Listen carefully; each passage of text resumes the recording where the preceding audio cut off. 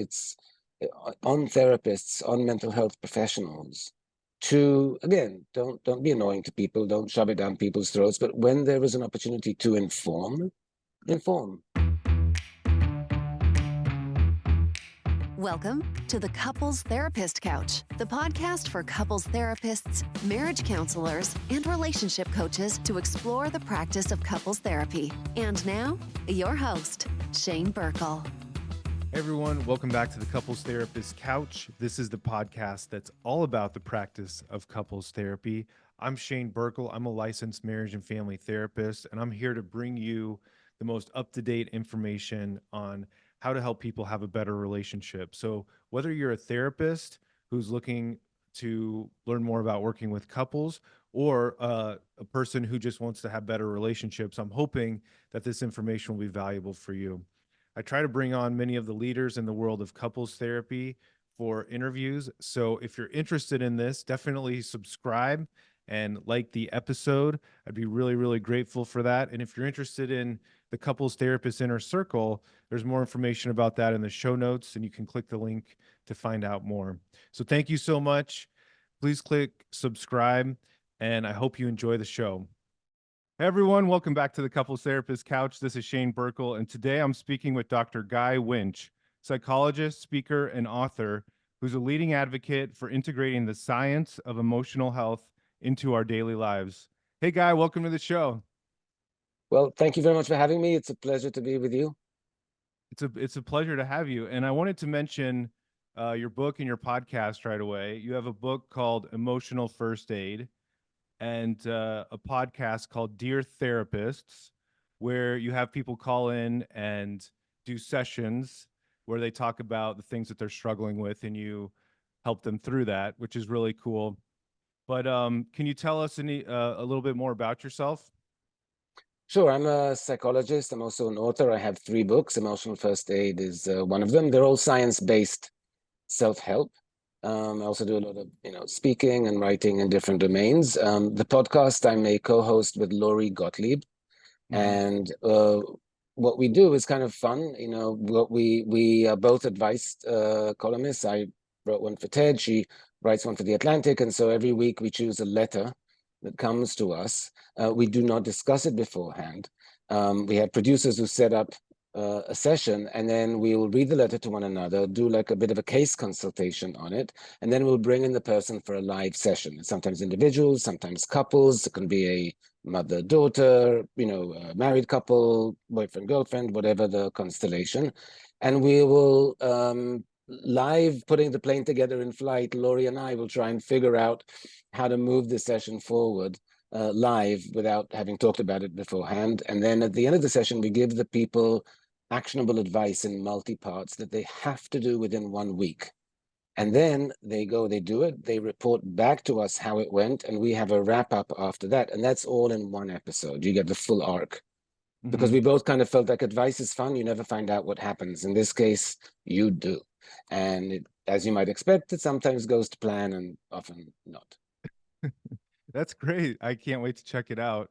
And you have at least 2. Do you have more? I don't know if you have more amazing TED Talks out 3. there. I have 3. 3. Yeah. Okay. I watched 2. And one of the things that I really appreciated you talking about is how much, in our society, we really take physical health as an important thing. From a young age, you said people know how to take care of their physical health in many ways, but we don't do the same for mental health. And you talk a lot about the things that we experience as human beings, experiencing rejection and failure, and really not having a lot of tools to get through that. So I appreciate people can listen to your podcast and get your insight about how to handle many of those situations. But talk a little bit more about that and why you think we don't have that in our society. Well, first of all, it's something that always irritated me, that there's a lot of science in psychology and in the field of mental health in general, but, replicated really good science. We know a lot of things. There's a ton we don't, but there's a lot we do. And that information doesn't get out there. And so, in that one of the TED Talks, I talk about the fact that a 5-year-old knows how to that if they get a cut, they should cover it so it doesn't get infected, and they know how to take care of their teeth. But we teach children no tools whatsoever to deal with their emotional health or their mental health. Couples, relationships. There's so much we know about relationships. We don't teach relationships anywhere, and there's so much we could teach to get people at least clear about what works, what doesn't, what to avoid, what to try and promote, how to have conversations about relationships, what makes them thrive, what doesn't. And so as part of that, my books, my TED Talks, the podcast, they're all an effort to democratize this information, to try and get it out there to as many people as possible, because I think that people would do much better in life if they had this basic information, and they shouldn't have to wait till they have to run to see a therapist or reach some other crisis point before trying to search it out. Right. And can you discuss a little bit about how that, you're doing the podcast, doing the books. I mean, do you see it as something that therapists and psychologists should be doing more to get the education out there? Or on a government level, they could be helping people with this relational education or emotional education? Oh, first of all, I definitely think it should be, at a state or federal level. I've actually advised some entities, like I was speaking to the UK government about programs they can do, but this information should be in schools. So yes, it should be at the state level, at the federal level, in some way. Alas, it is not. And that is part of the problem, that there's so much out there that we want people to know, and people don't even know to look for it or to know what's important. Just psychology is basically something, we all, have a brain and a mind, and we get no information about how to manage that mind. And Right. manage it we need to do, because we often, what our instincts are. People often say to me, oh, I'm just like doing what my instincts are telling me. Well, in many situations, and especially when you're in emotional pain or in distress, your instincts are likely to be quite wrong. And if Mhm. you follow them, you're going to make things worse. And here's an example. The most uh, natural tendency we have when something makes us anxious is to avoid it. But avoidance supersizes anxiety. The more we avoid the thing that makes us anxious, the more anxious it will make us, the more difficult it will be for us to approach and manage it. It's literally, we have the instinct to do the opposite thing than we should. People don't know that. That's something we could be letting people know. It could be helping so many people in small and large ways. It's just one example of hundreds of just information that we should be getting out there. Yeah, that's great. So let's talk a little bit about relationships and some of the things that are happening unconsciously when people are experiencing struggles in their relationships or even experiencing a breakup. What are some of those things that they're experiencing that we might not even realize? So, first of all, the most important thing for relationship longevity and satisfaction of both partners is to have decent communication, to be able to resolve issues, to be able to deal with whatever comes their way. I mean, if you're in a relationship for 6 months, maybe there are not going to be that many changes in your life. But if you're in a relationship for 6 years, stuff's going to happen, both to you individually as people and as a couple, and in the context and in the world. And people need to be able to talk about these things in a productive way. We could be teaching a lot of these communication principles. We don't, just to hark on that point yet Hmm. again, and then I'll let it go. But there's a lot that that couples do well naturally, and there's a lot they might not do that well. And there are even philosophies that people have. I still hear from so many people, well, if it was meant to be, it'll work out. Hmm. That ode to passivity. And I'm not for it. I really think, we need to be much more in the driver's seat when it comes to relationships. And by we, I mean both members of the couple need to kind of know where they're headed rather than just sit and let the tide take them where it will. And so a lot of relationships don't last for that reason. A lot of them aren't happy for those reasons. And a lot of them could be much better if that information was available to them and if they knew how to implement it. I love that. I see that so often with the couples I work with, where it's that mindset that they're just sort of floating along and they don't have a lot of control of their own life. And if if it was meant to be, then we would feel a lot more loving toward each other. Or if it was meant to be, then we wouldn't feel so angry toward each other sometimes, or whatever the belief is that they're taking into the relationship. It actually makes things much worse, because then they're wondering, well, why are we struggling so much if we actually loved each other? Right, which brings me to the other one, the meant to be one. The next level of that is it shouldn't be that much work. And it's like, don't know where you heard that. That's incorrect information. Right. Relationships are work by definition, because you have two lives, two individual people that are trying to combine and steer together, each with their own needs, each with their own feelings, each with their own agendas and reactions, etc. Of course, it takes work to try and put that into one thing and move forward. And the minute you bring in kids, for example, to the picture, or, larger family networks, larger social networks, there's a lot of forces going on each side and together for that couple. And they need to know how to navigate those things and to even identify kind of what their goals are, where they want to go, what kind of relationship they would like to have. I sometimes will ask people, I don't know if you do this, like, well, how would you define what a good relationship is to you? And most people like blink a few times before they answer, because they hadn't thought of that. And it's like, wow, you've been in a relationship for 10 years and never thought about what a good one should look like? But people don't. Yeah, and part of the power of that question is the reality that one partner might have a different answer than the other partner, right? A lot of people assume that there's a right and wrong way of being in a relationship. And and I guess that's where the communication comes in, right? That's so helpful, because people need to share with each other what their expectations are. Right. The negotiations, the compromises, I'll do your back, you do my back, like trading off at different times, dealing with different priorities and different emergencies as they come up. All of that requires communication. Great. So if somebody's really struggling in their relationship, what are some ways that you would work with them? What are some ways? I mean, are there relationships that you feel like just aren't working out well? Or what are some ways couples can evaluate how to move into something more positive? So look, when couples come to therapy, first of all, they're ahead of the game in the sense that apparently both of them agreed. It's usually one is a little bit more in favor of leading the other, but both of them have agreed to come and actually put a spotlight and put some focus on their relationship, on what they're doing. So that's really ahead of the game, because couples therapy is a rare thing. The vast majority of couples won't be able to avail themselves of it geographically, affordability wise, and otherwise. And so, those are the ones that are there to actually work. And so they actually have a higher chance of resolving things, in certain ways.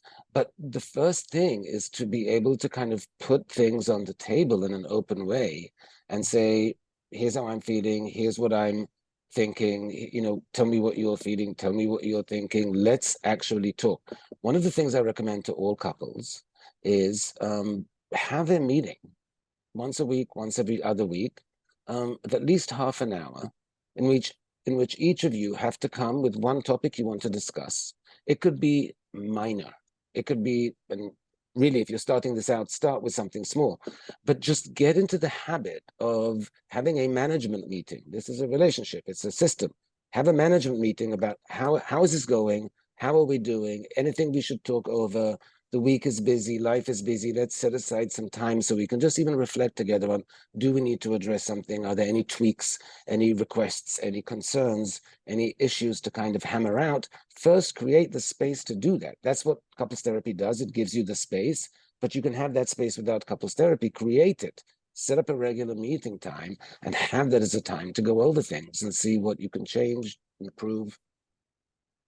Yeah, that's great. And I imagine some of the normalizing that you were talking about before, about how it's normal to struggle in your relationship, can be really helpful for people to start to open up and talk about the things that they're struggling with. Because sometimes people just keep it to themselves because they're ashamed of the fact that they're struggling or something like that. Or even with their partner, they don't want to be vulnerable and bring up the reality of what they're feeling.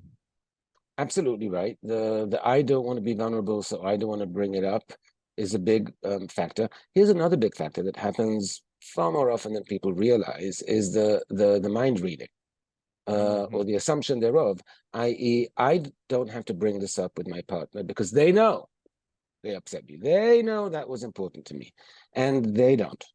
And it's not that if you gave them multiple choice and said, here's what annoyed me, A, B, C, or D, they might not have a good guess. But at any given time, but that thing that happened 2 days ago, they can think about, did I not put the laundry away today? Did I not check in with you yesterday? Was there something I did this morning? Like there's so many things they can't read your mind. They don't know what's important for you that is on you to let them know and then if you let them know and if you do it in a way that's positive, that's communicative, that's productive, and then they don't respond well, then you have a beef.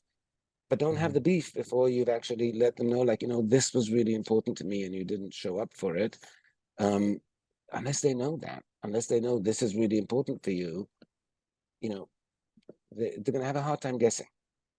Yeah, and what would be a good way to have the beef with my partner? Let's say I've asked my partner several times about something that I really want, and I feel like they're not taking it seriously or living up to what I'm asking for. What's a good way to approach that conversation?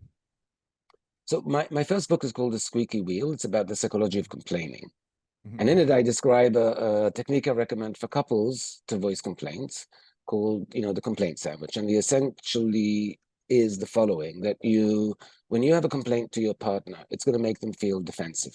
But when you have a complaint to anyone, it's going to make them feel defensive. So you want to start with something that's going to trigger their defenses least, i.e. a positive statement. So the two sides of the sandwich are positive. So the conversation can start with, hey, to me, I really love when we're on the same page about things, and we are about so many things, positive opener. But I've told you like 3 times already that when I come home from work, I need 10 minutes of quiet to myself before you kind of come at with to-dos and come at me with requests. And I mentioned it 3 times, and every time I come in, it's like, that's forgotten. And I'm bringing it up now because it is really important for me. And then you end with another positive things, and it would make me feel so good. I know that might be a burden for you because you've been home all day and you're waiting and you want to chat, but I would really be so appreciative if you could give me that space for a little bit of time when I come home. I know it's not natural. I realize you'll be making an effort, and I'll appreciate that so much. Say. Yeah, that's great. That's great. And I think part of it is keeping the other partner engaged, right? To lean in without the defensiveness, which would be more like leaning out. And I think by the time, like you said, by the time couples get to couples therapy, oftentimes they're really struggling at that point. And these they haven't had maybe that type of conversation in a long time. Or they've tried to, and it just devolves, or into a Mhm. fight, into an argument. Because in this example that I just gave, just thinking aloud, like the person could come and see, instead of sitting down and complaint sandwich and doing it in a nice way, saying like, every time I talk to you, you never listen. I've asked you 3 times and you just don't care. You just don't care. And then it's like, that's starting a fight. That's not giving the other person any opportunity to course correct. That's Yeah. literally just come. So, that's where things usually go wrong. That's what people usually go wrong. I told you twice, if you're not doing it, then you must not care, as opposed to there's a lot going on, you've forgotten. Yeah. And plus, gentle reminders in the moment. The next time you come home, just say, oh no, honey, just remember 10 minutes, please. And they'll go, oh, sorry. As Right. Right. opposed to holding that in and then the outburst a week later. Right. Well, let's shift a little bit and talk about the idea of rejection, or the idea, going through a breakup and some of the things that people experience. I love the way you talked about the grieving process of the relationship when we experience a breakup. Breakups are a grief process because we lose a lot. And romantic breakups, unfortunately, are a bit of the unsanctioned grief processes, because people, if you're going through a divorce, people will be a little sympathetic. But if you're not married and you just got dumped by your girlfriend, say, people are going to be like, get over it. Or they'll give you a few days, but you might be truly devastated. When breakups happen, people lose more than just a person. They lose their companion. they often lose a bunch of the social circle, if not a complete social circle they're with it. They lose half of the stuff that they used to do in life. They used to wake up on a weekend and not have to figure out how not to be alone, but now you actually do. Your self-definition goes from a we to an I, so your very identity is shifting. It's often a very public thing because people know about it. So people post it on social media, people do it in all kinds of unpleasant ways. You could be dealing with those situations. So there's a real loss there, and it's a real grieving process. And the more connected you are, the more substantial the relationship, or the more meaningful it was for you, regardless of the length, the more grieving you're going to be doing. But and that can take weeks and months, and people's patience usually doesn't, in terms of a support network, doesn't last those weeks and months. Workplaces don't usually, say, hey, if you just had a breakup, stay home for a few days to work it out and to grieve. They'll be like, well, why do you keep disappearing to the toilet? And what's with these allergies that are making your eyes puffy? So it's a very different way of thinking about breakups, that we don't take them seriously enough. When if you think about it, heartbreak is one of the most devastating emotional experiences we go through, period. And yet it's just not given enough compassion all around. And do you know any research or just a guess from your perspective, from all the work that you've done, about how long it takes someone to recover from a breakup or a divorce situation? That can vary tremendously. It's very individual. And by individual, I mean it's based on the resilience of the person, the coping mechanisms of the person, but it's also based on the context. In other words, some people lost everything. There are many situations where, like a breakup happened, all the social contacts were through that person. Some people after a divorce can fall into poverty, or after a breakup can really, just everything about their life crashes. And so that's going to take a lot longer to reconstitute than if you dated somebody for 6 months and off you go and you start dating again. So it's a very individualized thing. But the thing about thinking about it as a grief process is, the word there is process. You need to keep yourself moving. There's a healing process you need to engage in and put yourself through as an individual, like you would in any other injury or wound or illness that was physical. You would understand there's a recovery process.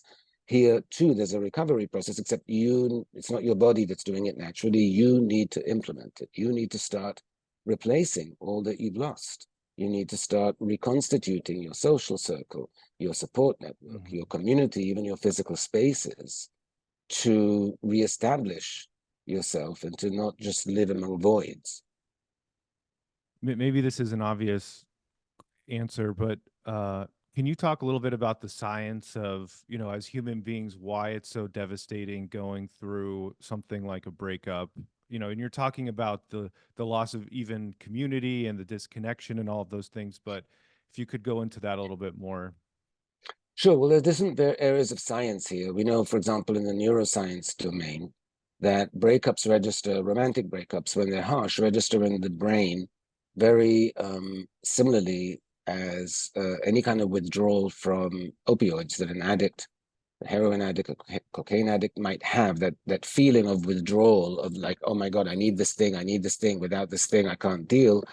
That's how a lot of people feel in the first, throes of a breakup. And that's why people act so desperately, so out of character. They might, send 100 texts, and proud people might grovel, and, and just because they are, again, their brain is going through a massive withdrawal, they're not aware of it. We don't think of breakups as with brain withdrawal, but our brain is going through a withdrawal. It's craving that substance, being the other person.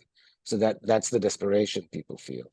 In the scale of emotional pain, we know that physical pain can be very severe, but emotional pain mimics physical pain very, very substantially. In the brain, they look very, very similar. They're not identical, but they look so similar that you might, if you're looking at brain scans of emotional heartbreak, say, versus severe physical pain, you might look at those brain scans and go, they look really the same to me. And there are nuances, but the assumptions are sometimes that the emotional pain pathways piggyback on the pathways of the physical pain, and that's why it mimics it so much. So you're in severe pain, your brain is in massive, massive withdrawal, and your whole world has kind of collapsed around you. So that is about as devastating a blow as people can sustain in life. And that's why it's such a dramatic emotional response that people have. And you'll see a similar emotional response as they would to other kinds of grieving. If it's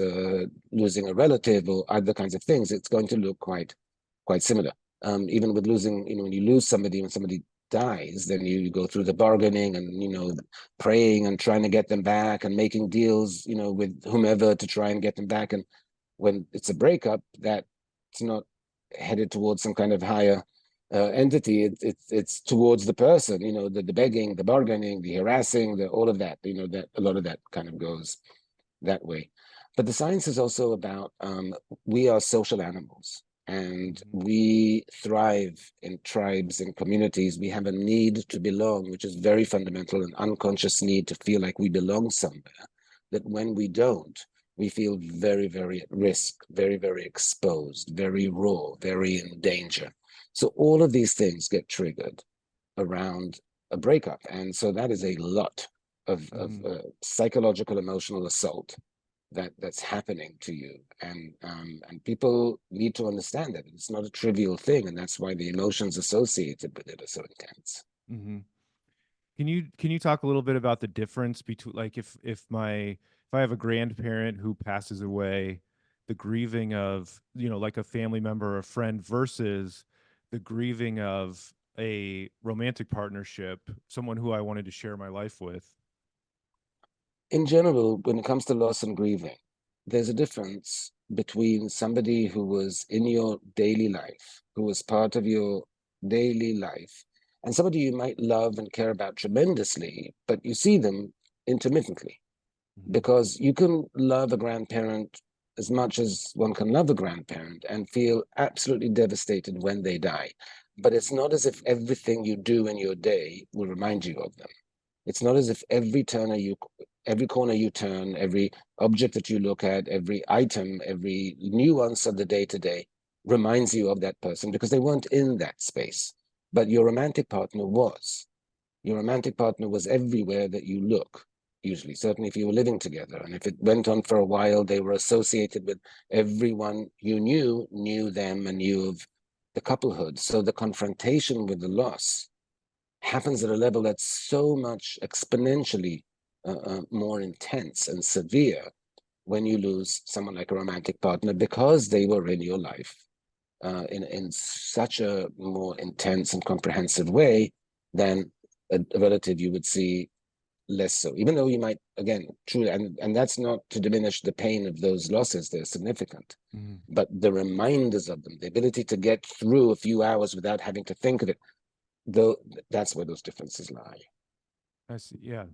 And I was excited to hear that you're working with Mind Bloom on a program about recovering from rejection and failure. And part of it is that you're using ketamine therapy.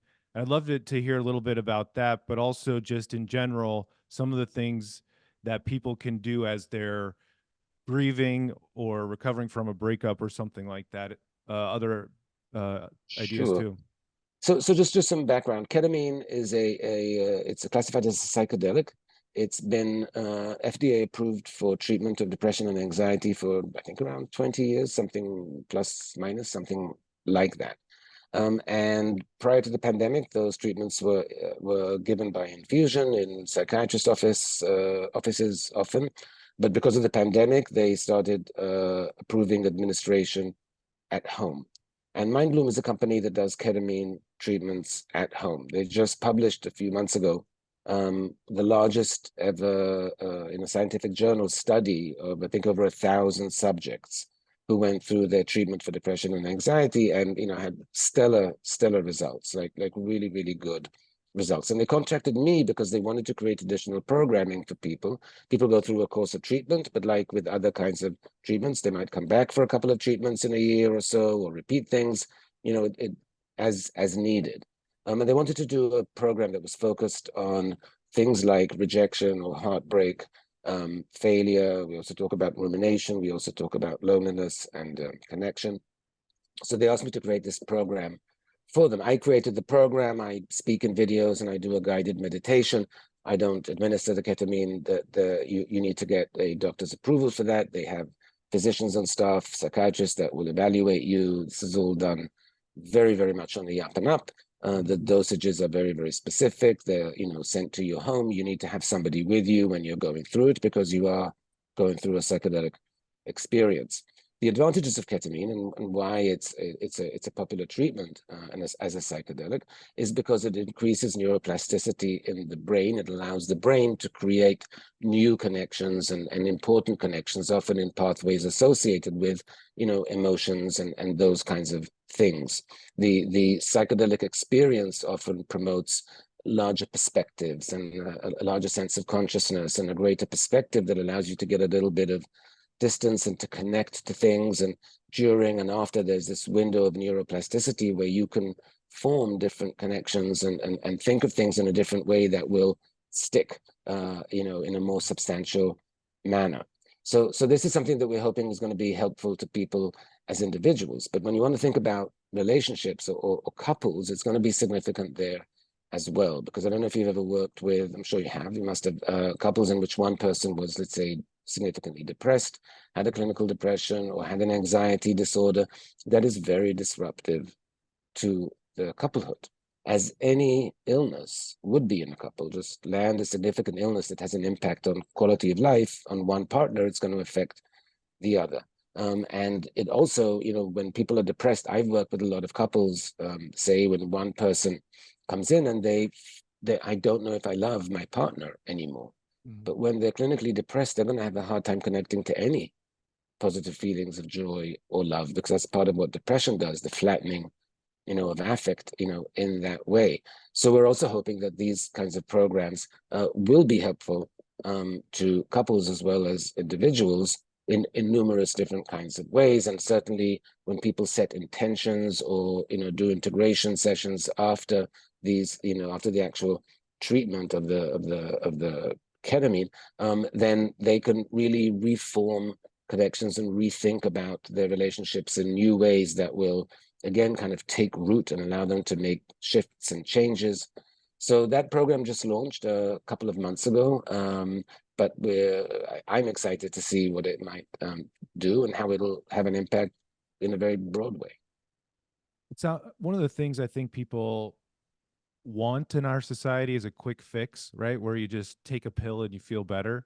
And it sounds to me like part of this is that the therapy or the education that you're getting as you're using the ketamine is such an important part of the process. It's not that you just use the ketamine and you're going to be better. It's like what you're doing when you're having those experiences and after is really important. Is that right?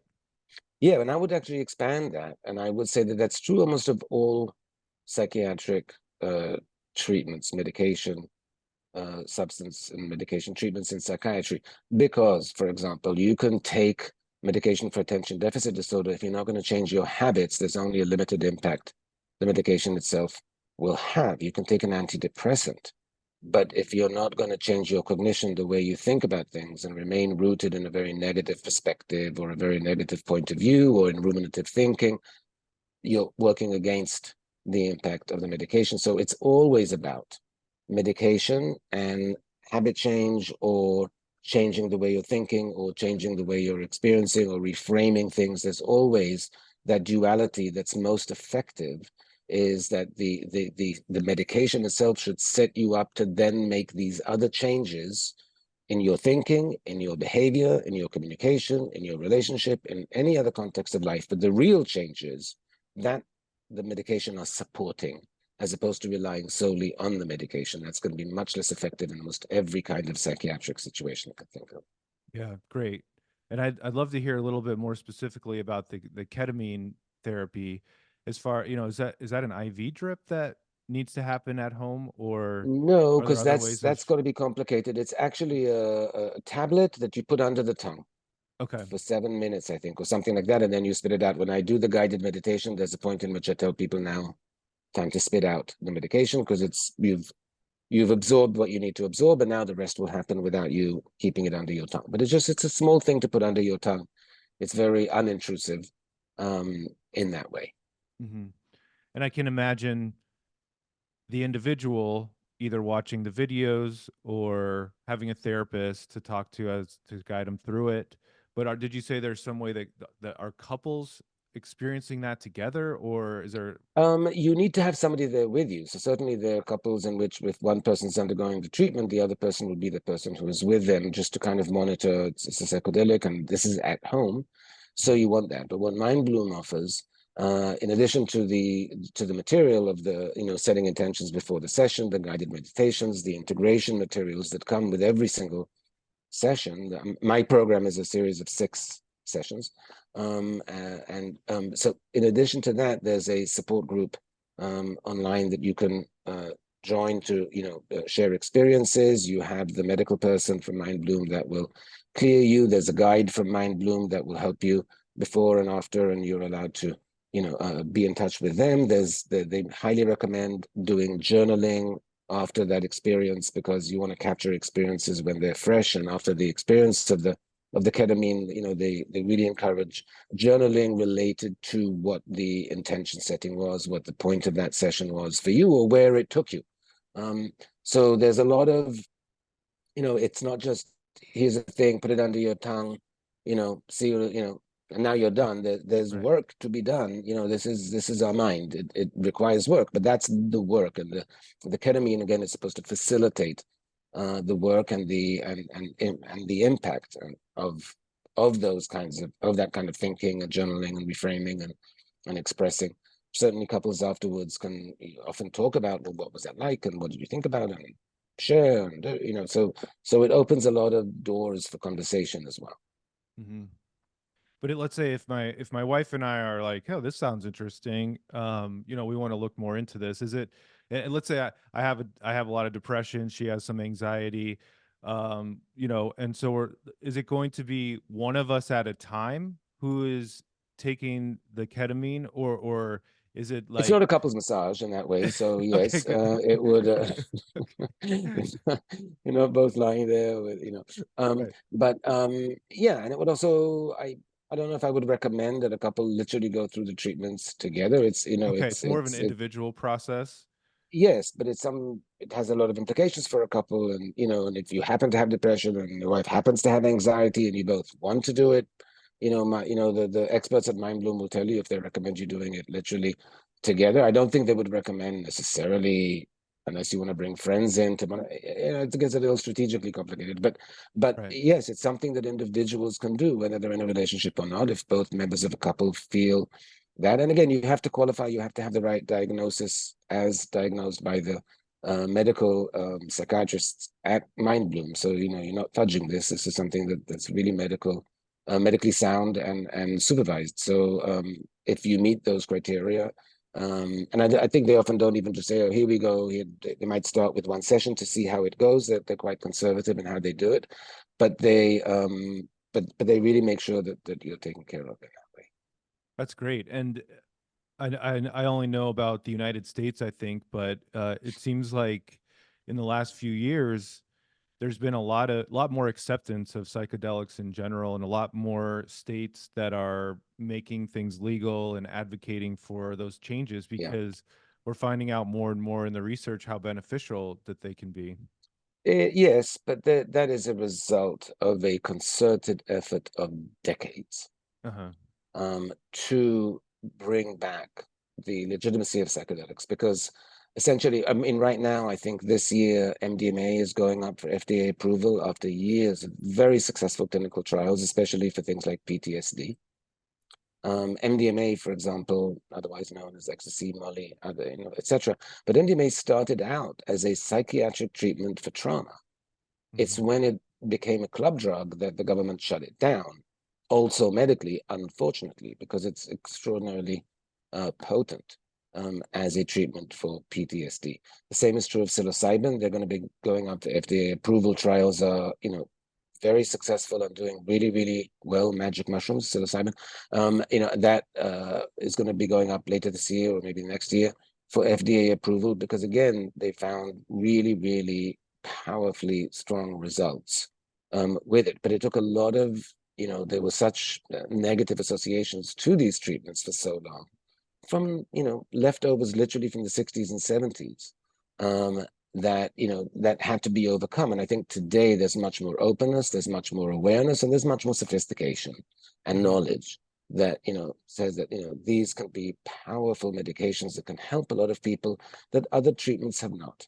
The thing about, ketamine and the others, MDMA, psilocybin in that category, is that a lot of people do not get help from the typical antidepressants or anti-anxiety medication or PTSD treatments. And here we have something that can really make a difference. Why are we holding it back? Because, they'd had a bad rep 40 years ago, in some kind of way.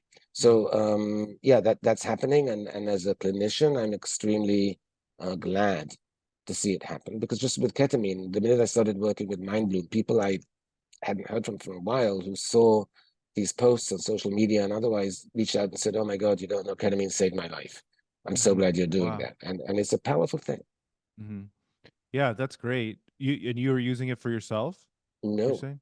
Oh, you I were do not meet the criteria. you were administering it, or I just did part the program. I do did the not program. Yeah, yeah. administer, and I just, I wrote and voiced the actual content that you get before and after. But I unfortunately don't necessarily meet the criteria for depression or anxiety at the moment.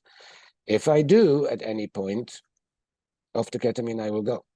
Yeah, I didn't mean to put you on the spot. No, I thought no, that's it's a what you were fair saying. question. Yeah. And there are plenty of people who will be happy to say yes. I'm also, I Yeah. have not yet had that experience. I've not yet had the diagnostic necessity for it in these past, years since it's been available. But I'm certainly, it's kind of like one of those, like, okay, if too much stuff happens, that's something I will definitely want to try.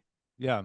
Yeah, it sounds very exciting as far as the possibilities for people to heal and to feel better, and I'm excited to see where this is going. I'm so grateful for you coming on, talking about it, and being part of the work that's happening there. But as we begin to wrap up here, anything else that you want to make sure we talk about that you wanted to make sure to mention today? Yeah, I just one thing we started with, I want to kind of circle back to, and that is, I believe, and this is not to impose on people, but I believe that anyone in the mental health field has to function a little bit like an ambassador. We're still dealing with so much misinformation. And it's not even misinformation, it's just lack of information. There's so, again, we don't teach these things, and people keep putting out, oh, there's not agreement about A, B, and C. And like, maybe not about A, B, and C, but there's tons of agreement about D, E, and F. Can we talk about those then? Like there's just so much out there that I think would be so helpful to people. I truly believe lives could be changed if more people had that information. And I think it's on therapists, on mental health professionals to, again, don't be annoying to people, don't shove it down people's throats. But when there is an opportunity to inform, educate a little bit, mention a little bit, put something on the table that people can actually respond to. And then if they want to respond, great. If they don't, not. But I do think there's an ambassadorial role we all need to play for our science and for our profession for the benefit of everyone else. Yeah, that's great. That's great. And where can people find the writing? They can listen to the podcast. Everybody should definitely go check out the podcast called Dear Therapists.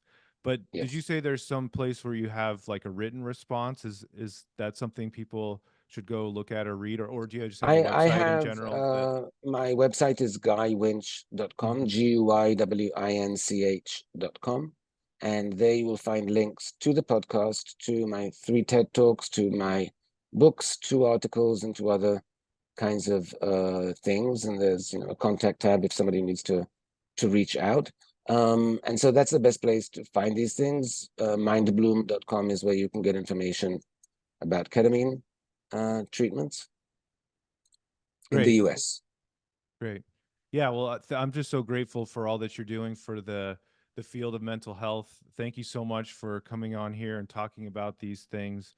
Hopefully, we can catch up again at some point in the future. Sure, and thank you so much for having me. It's been a pleasure talking to you. Great. Thanks, Guy. Take care. Thank you so much, everybody, for watching the show. I'm Shane Birkel, and this is the Couples Therapist Couch podcast, a podcast that's all about the practice of couples therapy. If you enjoyed the show, please hit subscribe. Please hit the like button. And you can continue to get all of the most up-to-date information in the world of couples therapy. If you are a therapist who's interested in learning more about the practice of therapy, or if you're someone who just wants to learn more about how to have a good relationship, definitely hit subscribe so you can get all of the latest episodes. Thank you so much. Also, if you're interested in the Couples Therapist Inner Circle, you can click on the link in the show notes. But thank you so much for watching. I'm Shane Birkel. This is the Couples Therapist Couch.